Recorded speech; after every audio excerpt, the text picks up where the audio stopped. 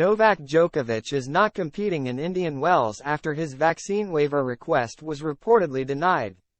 Novak Djokovic has been branded an anti-hero, as Chris Evert told the world #1 he would still be the best player despite being banned from competing in Indian Wells when his vaccine waiver request to enter the U.S. was reportedly denied by Homeland Security. Evert believes his absence from the tournament could even work in his favor and leave him extra motivated, as the American claimed he would still be seen as the top player. Djokovic was forced to pull out of Indian Wells on Monday after Florida Senator Rick Scott said the Serb's request to enter the country unvaccinated was not approved. It has left his #1 ranking in jeopardy, as Carlos Alcaraz could overtake the 35-year-old by winning the title. But Evert has reassured Djokovic that it won't matter, as she weighed in on the GOAT debate. He is probably the greatest of all time. I mean, when his career is over, he probably will be, the 18-time Grand Slam champion told Eurosport. Going on to admit that she wanted to see him in the Californian desert. And it's a shame. I wish they had started letting people return to the United States sooner.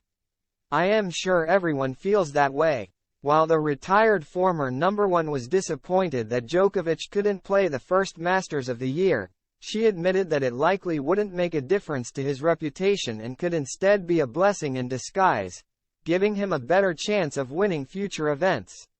Now, the ATP is Novak playing in the tournament? Or is Novak not playing in the tournament? She said of the current state of the men's tour, with events having two possibilities depending on Djokovic's participation. It is an open field if Novak is not playing in the tournament. If he's playing in the tournament, he's always going to be the favorite. So even though he's not playing a full schedule because he can't due to vaccination, I think in everyone's mind it doesn't really matter. He's still #1 in the world, whether he plays a full schedule or a three-quarter schedule. He's still #1 in everyone's mind. Evert also looked back on Djokovic's Australian Open ordeal last year, which saw the world #1 deported on the eve of the tournament after having his visa cancelled twice for reasons involving his unvaccinated status before he returned in 2023 and won the title. I think that the more someone tells Novak that he can't do something, the more he is determined, she explained. And she thought history could repeat itself with Indian Wells, as Djokovic's ban could only give him motivation to lift more titles. The 68-year-old continued, when he is in control of the situation, it gives him more motivation and makes him more determined to succeed, and show it to everyone's face at the same time. He is sometimes like the anti-hero. He seems to really measure up to the challenge, the circumstances when they defy him and when they tell him no. Touching on this year's Australian Open, she added, I was amazed that he could play in those circumstances. He can overcome almost anything.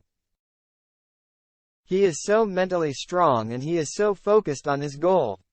It just reconfirmed how strong he is mentally by winning that title. He's amazing. He's amazing. And that's why he's #1, because he's got the mentality, the emotional and the ability. He's got all three at such a high level, higher than anyone, that combination.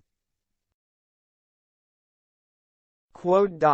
Djokovic is next expected to play the Monte Carlo Masters in April, though there is still a sliver of hope that he could play this month's Miami Open as American politicians attempt to intervene.